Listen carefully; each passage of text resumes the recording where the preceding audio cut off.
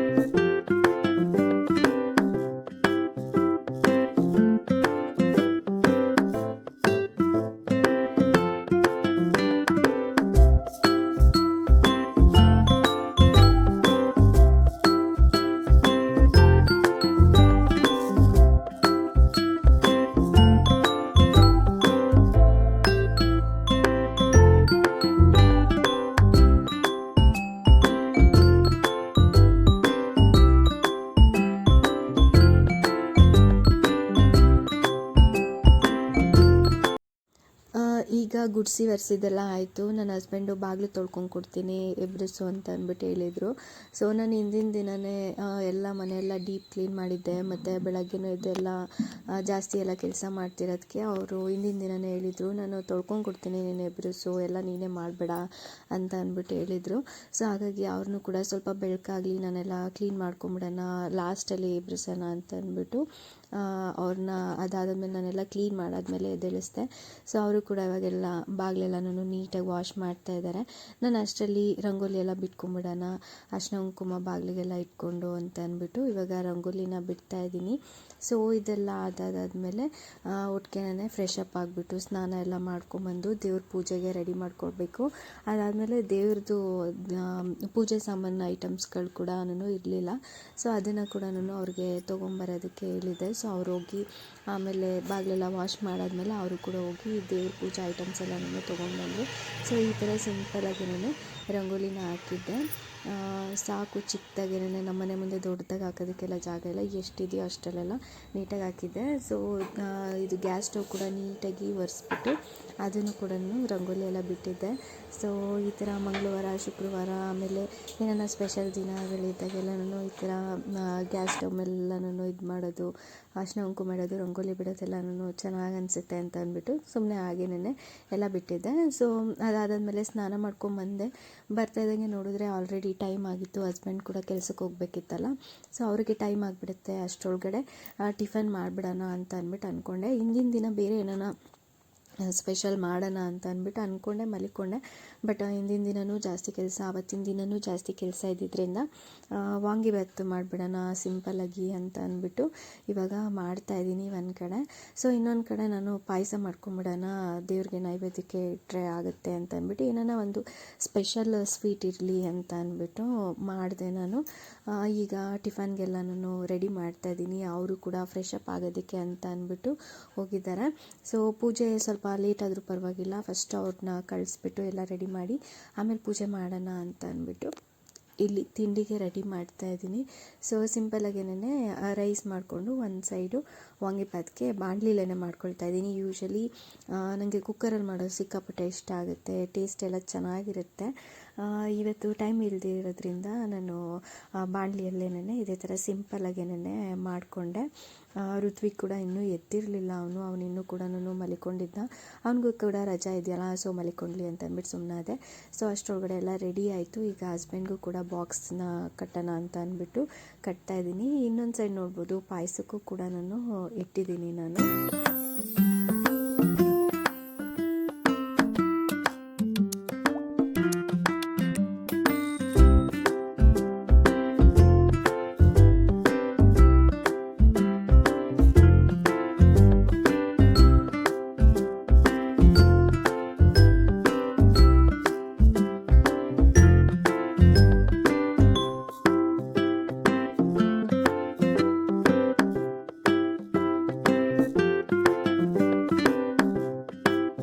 ಕೆಲಸಗಳೆಲ್ಲ ಕೂಡ ಮುಗ್ದಾದ್ಮೇಲೆ ಒಟ್ಟಿಗೆ ನಾನು ರೆಡಿ ಆಗಿಬಿಟ್ಟು ಇವಾಗ ಪೂಜೆ ಮಾಡೋದಕ್ಕೆ ರೆಡಿ ಮಾಡ್ಕೊಳ್ತಾ ಇದ್ದೀನಿ.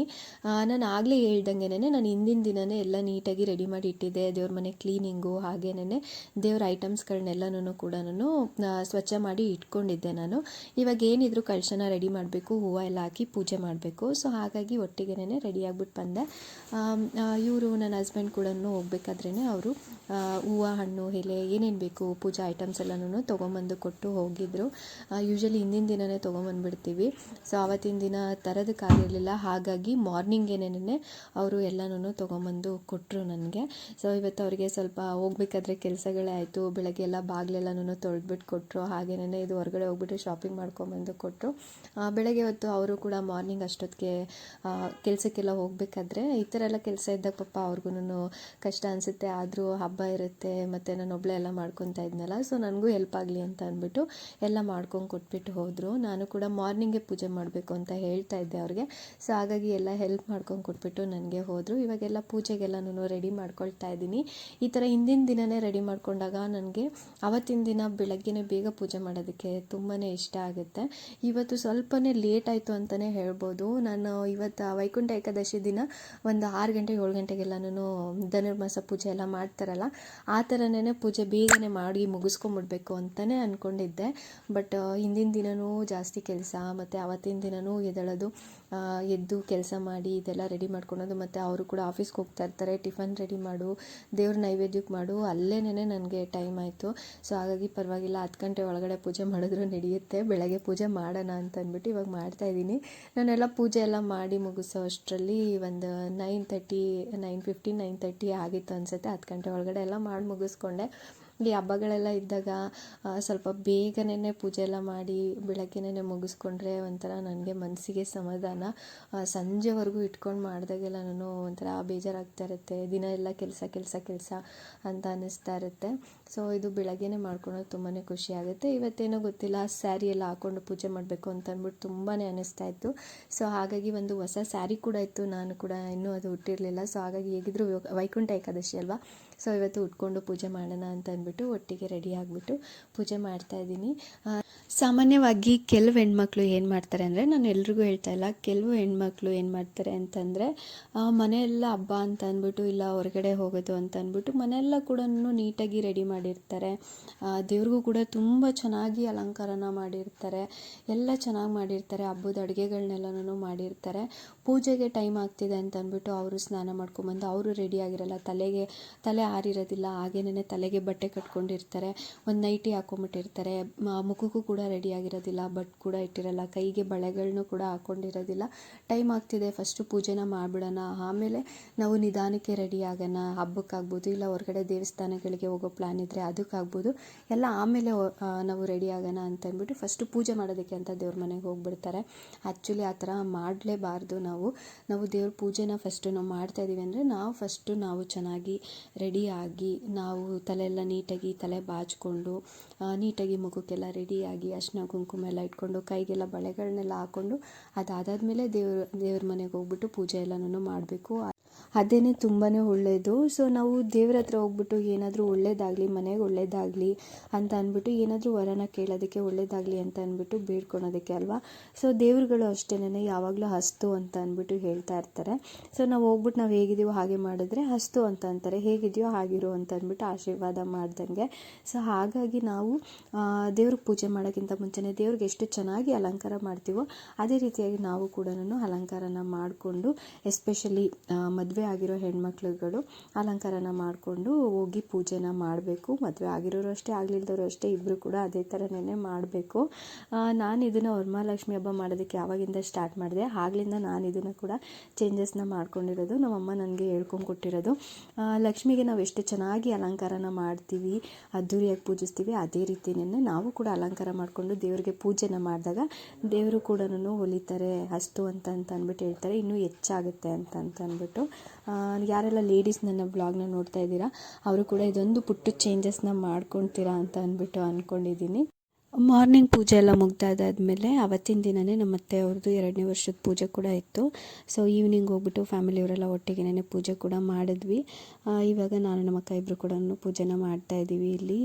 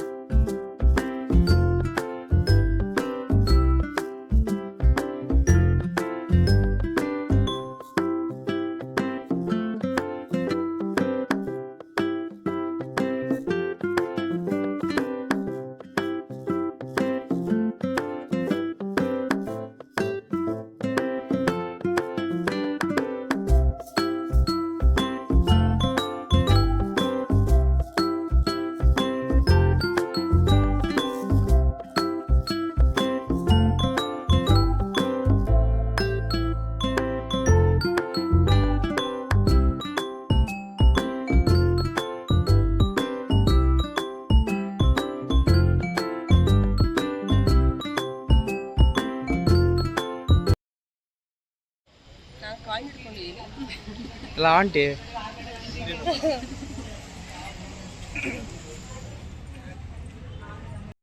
ಈಗ ಸಂಜೆ ಮನೆಯವರೆಲ್ಲರೂ ಕೂಡ ದೇವಸ್ಥಾನಕ್ಕೆ ಬಂದಿದ್ದೀವಿ. ನಮ್ಮ ಮನೆ ಹತ್ರನೇ ಒಂದು ವೆಂಕಟರಮಣ ಸ್ವಾಮಿ ದೇವಸ್ಥಾನ ಇತ್ತು. ಸೊ ಅಲ್ಲಿಗೆ ಬಂದಿದ್ದೀವಿ. ಜಾಸ್ತಿ ಜನ ಏನೂ ಇರಲಿಲ್ಲ, ರಶ್ ಏನೂ ಇರಲಿಲ್ಲ, ಬೇಗ ಮೂವ್ ಆಗ್ತಾಯಿತ್ತು. ವೈಕುಂಠ ಏಕಾದಶಿ ದಿನ ದೇವಸ್ಥಾನಕ್ಕೆ ಹೋಗ್ಬಿಟ್ಟು ಬಂದರೆ ತುಂಬಾ ಒಳ್ಳೆಯದು ಅಂತ ಅಂದ್ಬಿಟ್ಟು ಹೇಳ್ತಾರೆ. ಸೊ ಹಾಗಾಗಿ ನಾವು ಯೂಶಲಿ ಪ್ರತಿ ವರ್ಷವೂ ಕೂಡ ಮನೆಯಲ್ಲೆಲ್ಲ ಪೂಜೆ ಎಲ್ಲ ಮುಗಿಸ್ಕೊಂಡು ದೇವಸ್ಥಾನಕ್ಕೆ ಹೋಗ್ಬಿಟ್ಟು ಬರ್ತಾ ಇರ್ತೀವಿ. ಈ ವರ್ಷವೂ ಕೂಡ ಅದೇ ರೀತಿ ಫ್ಯಾಮಿಲಿಯವ್ರ ಎಲ್ಲರ ಜೊತೆನೂ ಕೂಡ ಹೋಗೋ ಥರ ಆಯಿತು. ಎಲ್ಲರೂ ಕೂಡ ಒಟ್ಟಿಗೆ ಎಲ್ಲನೂ ನಮ್ಮ ಅತ್ತೆಯವ್ರದ್ದು ಪೂಜೆ ಎಲ್ಲ ಮುಗಿಸಿದ್ವಿ. ಹಾಗೇನೇ ಸಡನ್ನಾಗಿ ಪ್ಲ್ಯಾನ್ ಮಾಡಿಕೊಂಡು ಎಲ್ಲರೂ ಕೂಡ ಒಟ್ಟಿಗೆನೇ ದೇವಸ್ಥಾನಕ್ಕೆ ಬಂದ್ವಿ. ದೇವಸ್ಥಾನದಲ್ಲಂತೂ ದೇವ್ರಿಗೆ ತುಂಬಾ ಚೆನ್ನಾಗಿ ಅಲಂಕಾರನ ಮಾಡಿದರು. ನೋಡೋದಕ್ಕೆ ತುಂಬ ಖುಷಿ ಆಗ್ತಾಯಿತ್ತು. ದೇವ್ರ ಮುಂದೆ ನಿಂತ್ಕೊಂಡ್ರೆ ಏನು ಕೂಡ ಕೇಳ್ಕೊಳೋದಕ್ಕೆ ಬರೋದಿಲ್ಲ, ದೇವ್ರನ್ನ ತುಂಬಿಕೊಂಡು ನೋಡ್ಕೋಬೇಕು ಅಂತ ಅಂದ್ಬಿಟ್ಟು ಅನ್ನಿಸ್ತಾ ಇರುತ್ತೆ. ಅದೇ ರೀತಿ ನಾನು ಹಂಗೆ ವೀಡಿಯೋ ಮಾಡ್ಕೊಂಡು ಹಂಗೆ ಕೈ ಮುಕ್ಕೊಂಡು ನಿಂತ್ಕೊಂಡಿದ್ದೆ. ತುಂಬ ಖುಷಿ ಆಯಿತು. ಅಲಂಕಾರ ಎಲ್ಲ ತುಂಬ ಚೆನ್ನಾಗಿ ಮಾಡಿದರು. ತುಂಬ ನಿಧಾನಕ್ಕೇನೆ ನೋಡೋದಕ್ಕೆ ಬಿಟ್ಟರು. ಮತ್ತು ಅಲ್ಲಿ ಫೋಟೋಸು ವೀಡಿಯೋಸು ಕೂಡ ಅಲೋ ಇತ್ತು. ಹಾಗಾಗಿ ವೀಡಿಯೋಸ್ ಎಲ್ಲ ಕೂಡ ನಾನು ಮಾಡಿಕೊಂಡೆ. ನಾವು ಹೋದಾಗ ಪ್ರಸಾದ ಅಂತ ಅಂದ್ಬಿಟ್ಟು ಬಾದುಷಾ ಕೊಡ್ತಾಯಿದ್ರು. ಅದನ್ನೆಲ್ಲ ತೊಗೊಂಡು ದೇವ್ರನ್ನ ಚೆನ್ನಾಗಿ ದರ್ಶನ ಮಾಡಿಕೊಂಡು ಹೊರಗಡೆ ಬಂದ್ವಿ.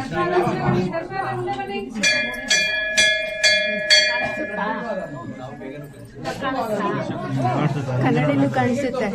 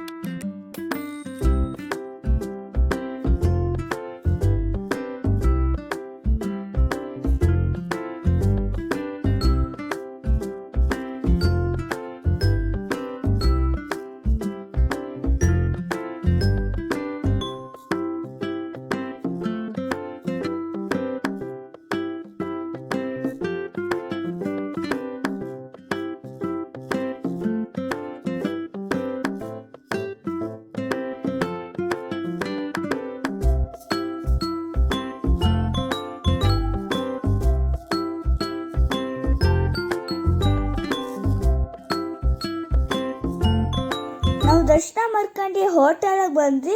ಸ್ನ್ಯಾಕ್ಸು ಕಾಫಿ ಕುಡಿಯೋಣ ಅಂತ ನಾವು ಊಟ ತಿಂದ್ವಿ, ಸ್ನ್ಯಾಕ್ಸು ತಿಂದ್ವಿ, ಕಾಫಿನೂ ಕುಡಿದ್ವಿ. ನಾನು ಜ್ಯೂಸ್ ಕುಡಿದೆ. ಆಮೇಲೆ ದಹಿ ಪುರಿ, ಮಿಕ್ಕಿರೆಲ್ಲ ಮಸಾಲೆ ಪುರಿ ತಿಂದವ್ರೆ, ನೀವೇ ನೋಡ್ಬೋದಿಲ್ಲಿ. ನಾನು ದಹಿ ಪುರಿ ತಿಂದಿದ್ದೀನಿ, ಮಿಕ್ಕಿರೆಲ್ಲ ಮಸಾಲೆ ಪುರಿ ತಿಂದವ್ರೆ. ಆಮೇಲೆ ಕಾಫಿನೂ ಕುಡಿತಾರೆ ಈಗ. ಆಮೇಲೆ ನಾನು ಜ್ಯೂಸ್ ಕುಡಿತೀನಿ. ಸೊ ಈ ವ್ಲಾಗ್ ಇಲ್ಲಿ ಎಂಡ್ ಆಗುತ್ತೆ. ಸೊ ನೀವು ಲೈಕ್ ಮಾಡಿ, ಕಮೆಂಟ್ ಮಾಡಿ, ಶೇರ್ ಮಾಡಿ ಹಾಗೂ ಸಬ್ಸ್ಕ್ರೈಬ್ ಮಾಡಿ. ಈ ವ್ಲಾಗ್ನ ಇಲ್ಲಿಗೆ ಎಂಡ್ ಮಾಡ್ತಾಯಿದ್ದೀವಿ. ಇಲ್ಲೆಲ್ಲ ಕೂಡ ಮುಗಿಸ್ಕೊಂಡು ನಾವು ಮನೆಗೆ ಹೊರಟ್ವಿ. ತುಂಬಾ ಚೆನ್ನಾಗಿತ್ತು. ವೈಕುಂಠ ಏಕಾದಶಿ ದಿನ ಅಂತ ಹೇಳ್ಬೋದು. ಒಂದು ಫ್ಯಾಮಿಲಿ ಟೈಮ್ನ ಕೂಡ ಸ್ಪೆಂಡ್ ಮಾಡ್ದಂಗಾಯಿತು. ಮನೇಲೂ ಕೂಡ ಚೆನ್ನಾಗಿ ಪೂಜೆ ಆಯಿತು, ದರ್ಶನವೂ ಕೂಡ ಆಯಿತು. ಹಾಗೆ ಒಂದು ಔಟಿಂಗ್ ಥರ ಹೊರಗಡೆ ಹೋಗ್ಬಿಟ್ಟು ಬಂದಂಗೂ ಆಯಿತು. ತುಂಬಾ ಚೆನ್ನಾಗಿತ್ತು ಅವತ್ತಿನ ದಿನ ಅಂತ ಅಂದ್ಬಿಟ್ಟು ಹೇಳ್ಬೋದು. ಸಂಜೆ ಟೈಮ್ ಆಗಿರೋದ್ರಿಂದ ಹೋಟೆಲಲ್ಲಿ ಸ್ವಲ್ಪ ಜನನೂ ಕೂಡ ಜಾಸ್ತಿ ಇದ್ದರು. ತುಂಬ ಚೆನ್ನಾಗಿತ್ತು. ಇದೆಲ್ಲ ಮುಗಿಸ್ಕೊಂಡು ಮನೆಗೆ ಹೋದ್ವಿ. ಈ ವ್ಲಾಗ್ನ ಇಲ್ಲಿಗೆ ಎಂಡ್ ಮಾಡ್ತೀನಿ. ನೆಕ್ಸ್ಟ್ ವ್ಲಾಗಲ್ಲಿ ಸಿಗೋಣ. ಅಲ್ಲಿವರೆಗೂ ಥ್ಯಾಂಕ್ ಯು ಸೋ ಮಚ್. ಬಾಯ್. ಏನೇನು ಹೇಳ್ತೀನಿ. ಸೊ ನಾವು ನೆಕ್ಸ್ಟ್ ವ್ಲಾಗ್ ಬರ್ತೀನಿ. ಸೊ ಈಗ ಬಾಯ್.